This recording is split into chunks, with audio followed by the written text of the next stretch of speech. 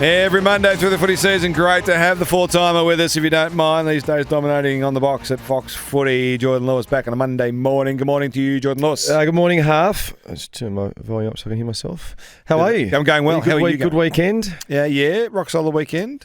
Last weekend of the APS year for us. Oh, who won it on the weekend? Brighton. No? Brighton took out the title, yeah. Yeah. They're the premiers and champions. Went through undefeated, I think, so they would be premiers and champions. Who do you coach? Assistant coach at St Kevin's. Oh, yes. Right. But a good win. It was a nice way to finish for the boys. And a bit of a night out on Saturday night with the coaches. Where'd you go to? We went to, where'd we go? We went to the Orong for a little sneaky one. Great little pub. Off the wood there. Great pub. And then caught up with one of your mates. So I didn't mean to, but your mate Campbell Brown was hanging out at the Mount Erica. Was he? He was. Jeez, hopefully he was still wearing travesty T-shirts, was he? Only those who know Brownie would know what I'm talking about. Fantastic. No, he wasn't. No, he wasn't. That's good. But that's an excellent lead-in from you. Funny work. How was your weekend? Can you believe what you saw in footy? Oh, man. Yeah, there's... this is the time when you don't need to have question marks hanging over your performance, individually or from a team perspective. And yeah, there were a few games on the weekend that were really head-scratching. And I think the one that everyone will point to probably in the wrap-up of the weekend was the Sydney performance against Port Adelaide. And we were... Fox, so we're at the MCG doing Carlton Collingwood, so we didn't see much of it, but you look at the scores and you go, that can't be right. Refresh the app. It's refresh the app. Port Adelaide score just keeps on going, and the scoreline for the Sydney Swans didn't move. So I think that's really disturbing, and you certainly don't want to. And I can't remember any team that were in the position that Sydney Swans are in the past, having a heavy defeat like that. Yeah. So, there's clearly things that are going on inside the Sydney Swans. Have they taken their foot off the pedal? Have they become comfortable with the position that they're in on the ladder and looking forward in terms of finals and what that might mean and who they might play, and watching the competition fight out for the three spots underneath Sydney? Well, their spot now becomes really vulnerable at the top of the ladder. And then they're really trying to search for their best form. So, even you look at the first quarter on the weekend, you look at the... Again, you're right. And it's, I point back to the early part of the season, and they were worried about that in their game so far. So to get smacked off the park, I mean, they were minus, I think, nearly 30 contested possessions in the first quarter. It was 20 to 5 inside 50s. It was 7 goals to 3. So they were absolutely wiped off the park. Yep.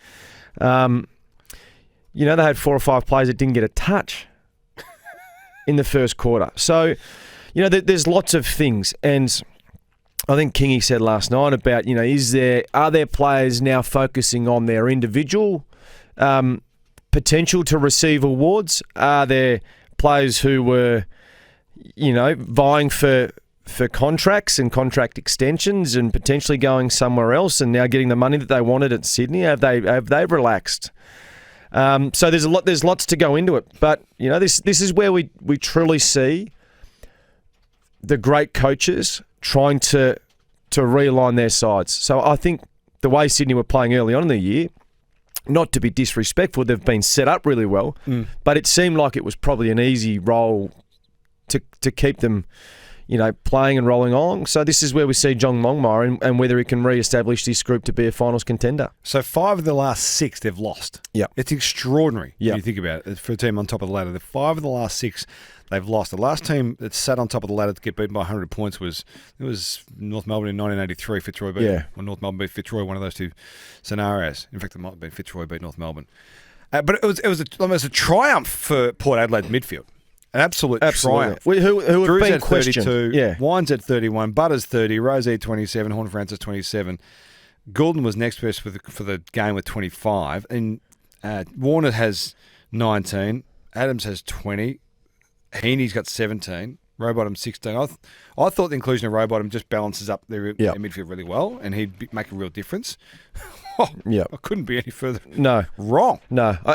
Probably the other thing that worries me about Sydney is their tools.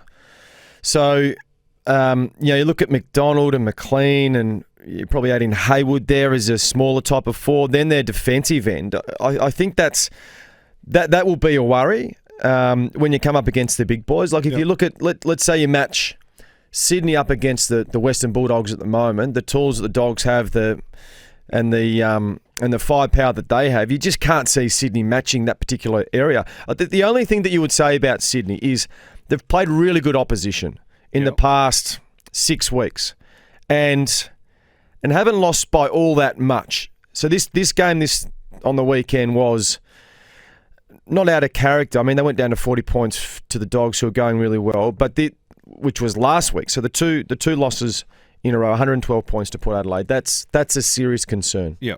So, you come up on Friday night where everyone's watching. Collingwood's once again their season on the line, and we'll talk about Collingwood in a minute. There's huge games. Yeah. No doubt. 3 to go. No doubt. And Port Adelaide have got Melbourne at the MCG, which is another big game for them. Now, Melbourne aren't flying, certainly by any stretch of the imagination. But they almost fall into now a category of sort of like the Bulldogs that haven't played to the level consistently just yet. But I reckon they start to really believe, looks like they believe that they're quite capable of doing something. Big wins against Doggies, Richmond, against Carlton, and obviously now Swannies in the last couple of weeks. Now Richmond's not a huge win, but Carlton Sydney in the last couple of weeks have been big wins. Yeah, well, I think they're 5-1 after that heavy Brisbane defeat. And they've gone 5-1. And you're right, they've played some Dogs, Richmond, Carlton, Sydney. Yeah, they've played some good opposition. So it's just funny how things turn, and what was hot 3 weeks ago certainly has changed now. And if you speak about the best sides in the competition, it's Brisbane and the Western Bulldogs. Yep. Now, will that be the same in 3 weeks, 4 weeks? That's their challenge, and it's the challenge of the other however many sides that could potentially play finals to rectify their season and get back on track. I mean, Fremantle lose by a point to Essendon, who that was probably my sneaky bet of my sneaky tip of the weekend, the Essendon win. Once